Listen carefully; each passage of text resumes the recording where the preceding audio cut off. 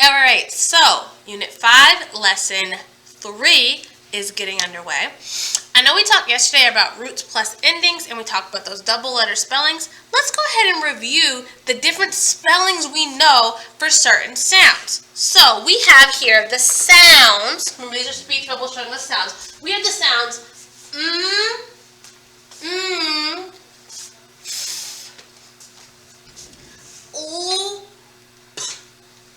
g, and b. So I want you to tell me how many ways, what are the ways we know to spell the sound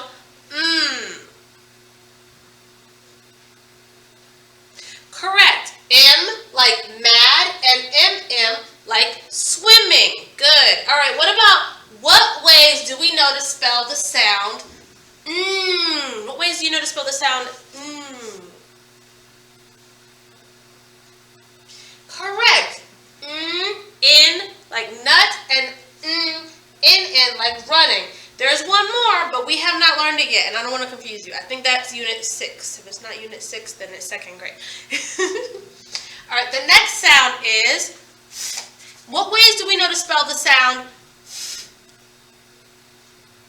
Oh yeah, good. F and FF. So F like fit and FF like stuff. Remember, these are all single sounds, but they have more than one spelling. What about the sound ooh? How do we spell the sound ooh?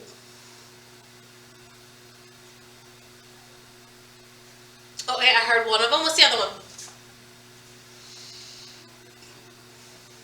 Good, yes. L like lip and LL like bell spell the sound ooh.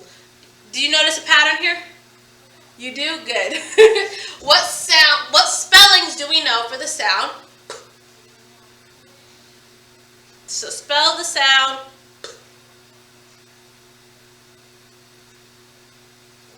yes. P like pot and PP like napping.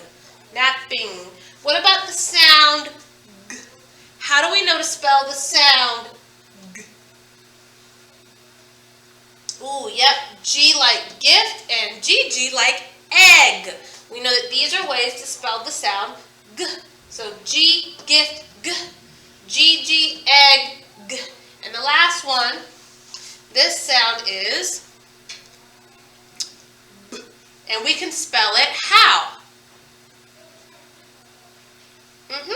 B like bat and BB like rubbing. Great job. Notice these are not the only ways to spell these sounds. These are as you can see clearly, these are what we're focusing on today because we're thinking about those roots plus endings and how two ends make one sound. Two ends, one sound. So on and so forth with ooh, p, g, b, and f. Those are our double letter spellings. Another example of digraphs. Two letters coming together make one sound. Good job. All right. We're going to talk today about questions and statements. Questions and statements. We get this a lot when we're meeting. You'll say you have a question, and then I'll tell you, no, that's a statement. Well, a statement means that you are saying a sentence or writing or reading a sentence that is to provide information. It provides information.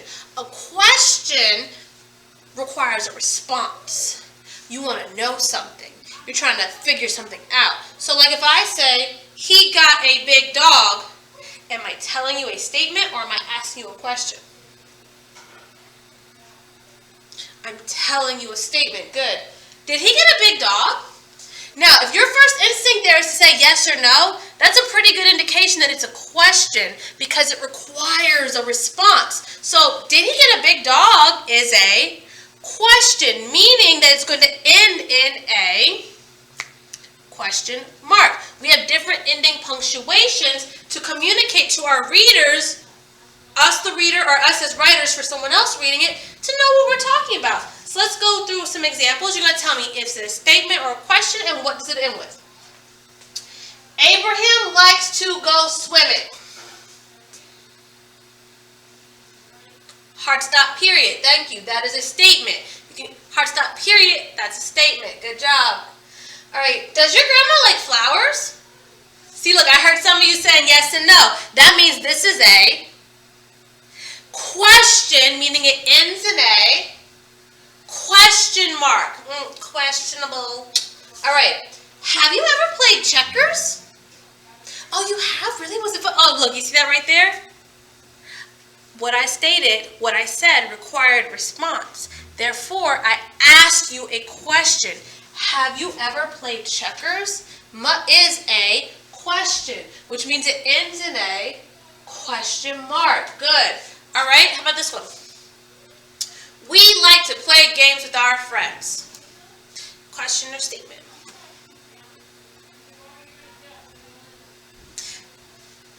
Statement, hard stop, period. Good. All right, now these ones, I'm going to let you try to read first. And you should recognize these ones actually, or a little bit of them, because they might be from something you've done recently. Kate's mom and dad went on a trip. Oh, I'm supposed to let you read. I'm sorry, I read that one. You can read the next one. I'm sorry. Kate's mom and dad went on a trip. Hard stop, period, statement. Good. Okay, go ahead and read number 6.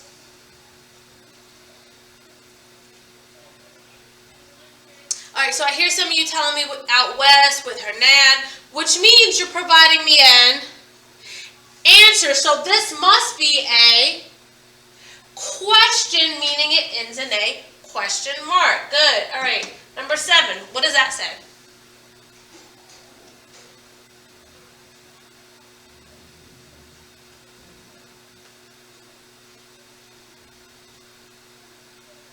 You say no? Well, that's not what this says, but that is your answer to the question, which ends in a question mark. I'll go ahead and read it. Was it a boring summer for Kate? The answer to that was no. The answer to that was no. It was not a boring summer for Kate. And just the way in which you automatically want to answer it, that cues you in to know it's a question. Your brain is already programmed to recognize questions and statements, even when you read them. The last one reads,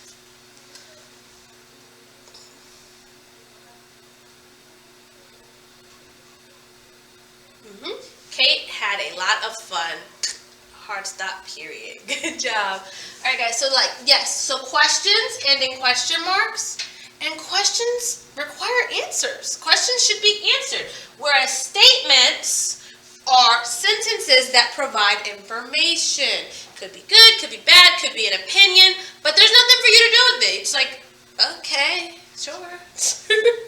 Like when you tell me my iPad has died. That's not a question. It's not a question. That's just information. You're telling me that's information. Now, if you were to say, what book do we need? That's a question. All right, guys, so what you're going to end up doing, you're going to do page 3.2 from your cat book. It is front and back. I got both sides pictured here. I know how you're going to do 5 through 10 at this exact moment.